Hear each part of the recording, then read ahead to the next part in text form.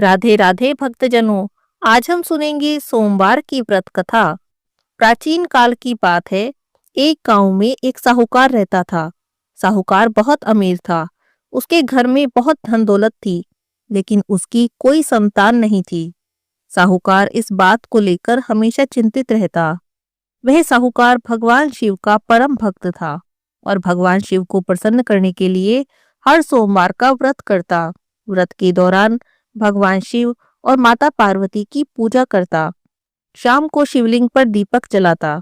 साहूकार की पूजा अर्चना को देखकर माता पार्वती प्रसन्न हो गई और उन्होंने भगवान शिव से कहा, हे प्रभु, यह साहूकार आपका परम भक्त है। हर सोमवार को विधि विधान से आपकी पूजा करता है और व्रत करता है। मुझे ऐसा लगता है कि आपको उसकी मनोकामना पूरी करनी चाहिए। जब भगवान शिव ने पार्वती माता की बात सुनी तो कहने लगे, हे गौरी, यह संसार एक कर्म क्षेत्र है। जैसे एक किसान अपने खेत में बीज बोता है, कुछ समय बाद उसे एक पेड़ मिलता है, उसी तरह संसार में हर व्यक्ति जैसा कर्म करता है उसे वैसा ही फल प्राप्त होता है। भगवान शिव ने कहा, हे गौरी, इसके कर्मों के अनुसार इसके भाग्य में संतान सुख नहीं है। लेकिन माता पार्वती ने भोले भंडारी से दोबारा आग्रह किया और कहने लगी, हे नाथ, आप जो कह रहे हैं वो बिल्कुल सच है, लेकिन फिर भी आपको इसकी मनोकामना पूर्ण करनी चाहिए। यह आपका परम भक्त है। अगर आप अपने भक्तों की इच्छा को पूर्ण ही नहीं करेंगे तो आपके भक्त आपकी पूजा आराधना क्यों करेंगे। माता पार्वती के इतना आग्रह करने पर भगवान शिव ने कहा, यह साहूकार बहुत धनवान है। इसके कोई औलाद नहीं है, कोई पुत्र नहीं है, इसीलिए यह सदैव चिंतित रहता है। लेकिन इसके भाग्य में संतान योग ही नहीं है। तुम्हारे कहने पर मैं इसे पुत्र प्राप्ति का वरदान तो दे देता हूँ, लेकिन इसका पुत्र केवल 12 वर्षों तक ही जीवित रहेगा। फिर भगवान शिव ने रात्रि में साहूकार को स्वप्न में दर्शन दिए और कहा कि उसे जल्दी ही पुत्र रत्न की प्राप्ति होगी, लेकिन उसका पुत्र दीर्घायु नहीं होगा, बल्कि 12 वर्ष में उसकी मृत्यु हो जाएगी। इस बात को सुनकर साहूकार प्रसन्न भी हुआ और दुखी भी हुआ, लेकिन साहूकार ने अपनी पूजा अर्चना और व्रत करना नहीं छोड़ा। वह पहले की तरह ही व्रत और पूजा करता रहा। कुछ दिनों के बाद साहूकार की पत्नी गर्भवती हो गई। कुछ समय बाद उसने एक सुंदर बालक को जन्म दिया। बालक के जन्म से साहूकार के घर पर हर्षोल्लास का माहौल था, लेकिन साहूकार ज्यादा खुश नहीं था, क्योंकि उसे पता था उसके बालक का जीवन केवल 12 साल का है। लेकिन उसने यह बात किसी को भी नहीं बताई। जब वह पुत्र थोड़ा बड़ा हो गया तो साहूकार की पत्नी कहने लगी कि हमें इसका विवाह कर देना चाहिए। लेकिन साहूकार ने मना कर दिया और उसके मामा को बुलाया। उन्हें कुछ पैसे देकर बालक के साथ काशी जाने का आदेश दिया और कहा, इसे काशी ले जाओ और वहां जाकर इसकी शिक्षा दीक्षा का प्रबंध करो। काशी जाते समय रास्ते में यज्ञ करते हुए और ब्राह्मणों को भोजन कराते हुए जाना। अब दोनों मामा भांजों ने ऐसा ही किया। काशी जाते समय ब्राह्मणों को भोजन कराते हुए और यज्ञ करते हुए जाने लगे। किसी नगर से गुजर रहे थे। उस नगर का राजा अपनी पुत्री का विवाह एक ऐसे राजकुमार से करवा रहा था जो एक आंख से काना था, यानी उसे एक आंख से दिखाई नहीं देता था। और दूल्हे के पिता को इस बात की चिंता थी कि अगर राजा को इस बात का पता चल गया कि दूल्हा काना है तो वह राजकुमारी के विवाह के लिए मना कर देगा। इसीलिए उसने जब साहूकार के अति सुंदर पुत्र को देखा तो सोचने लगा कि क्यों ना मैं अपने पुत्र के स्थान पर तोरण के वक्त इस बालक को बैठा दूं। दुल्हन के पक्ष वालों को कुछ भी पता नहीं चलेगा। दूल्हे के पिता ने साहूकार के पुत्र को इस बात के लिए राजी कर लिया। तब साहूकार ने दूल्हे के कपड़े पहने और घोड़े पर चढ़कर तोरण की रस्म को पूरा कर लिया। तोरण के बाद जब फेरों की बारी आई तो दूल्हे के पिता ने सोचा कि क्यों ना फेरों का काम भी इसी से करा लूं।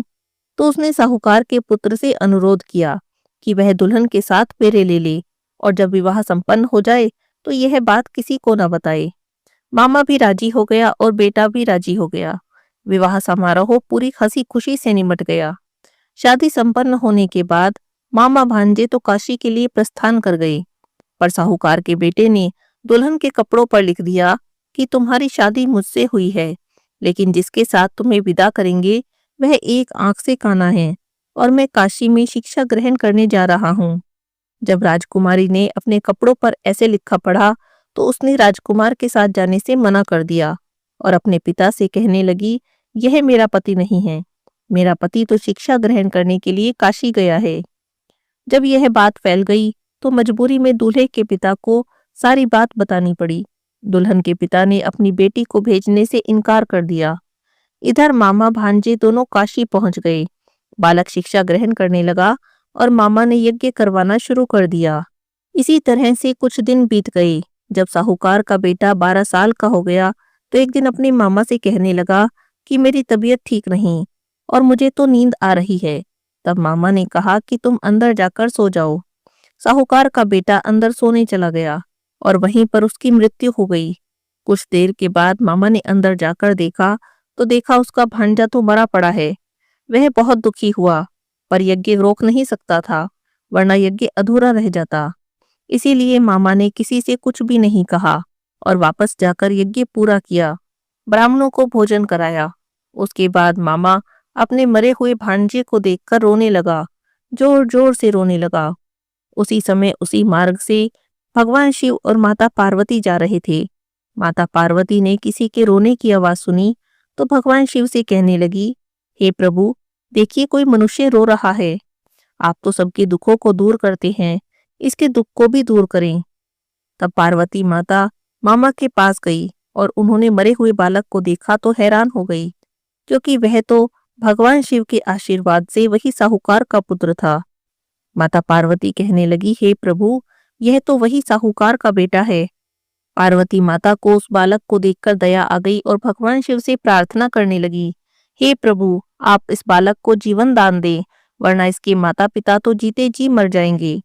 तब भगवान शिव ने माता पार्वती के आग्रह करने पर उनकी बात मान ली और उस बालक को जीवन दान दे दिया।